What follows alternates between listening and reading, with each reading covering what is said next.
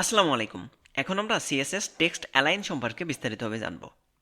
তো সর্বপ্রথম আমাদের জানা উচিত টেক্সট অ্যালাইনমেন্ট আসলে কি। এই যে এখানে যে টেক্সট আছে, এই টেক্সটটি লেফটে থাকবে না সেন্টারে থাকবে না রাইটে থাকবে, সেটি নির্দিষ্ট করে দেওয়াই হলো টেক্সট অ্যালাইনমেন্ট। অর্থাৎ টেক্সটের অবস্থানটা কোথায় হবে সেটি নির্দিষ্ট করে দেওয়াই হলো টেক্সট অ্যালাইনমেন্ট। চলুন এখন দেখা যাক সিএসএস এর মাধ্যমে টেক্সট অ্যালাইনমেন্ট কিভাবে করা যায়। তো এইখানে একটি এইচ অন ট্যাগ আছে এবং আরেকটি প্যারাগ্রাফ ট্যাগ আছে। সর্বপ্রথম আমি সিএসএসে এসে এইচ অন ট্যাগটিকে সিলেক্ট করে নিলাম। ওকে, এখন এসে টেক্সট অ্যালাইন করব। টেক্সট অ্যালাইন করার জন্য ব্যবহার করা হয় text align property. Text align property সাধারণত 4টা ভ্যালু আছে: লেফট, সেন্টার, রাইট এবং জাস্টিফাই। আমরা একটি একটি করে সবগুলোই দেখব।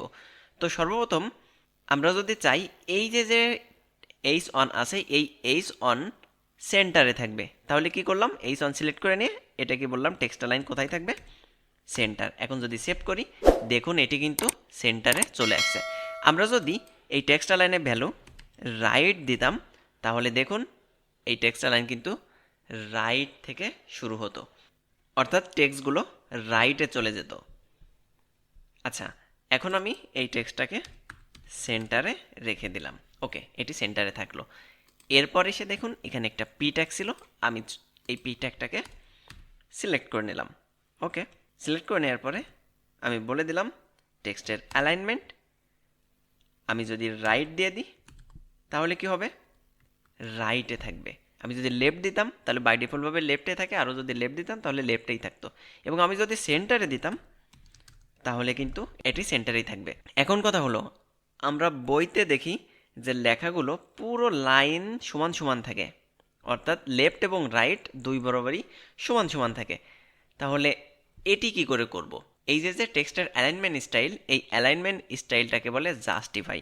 আমরা যদি কখনো এই জাস্টিফাই দিয়ে দিই তাহলে দেখুন টেক্সটের লেফট এবং রাইট দুই বরাবরই সমান আছে।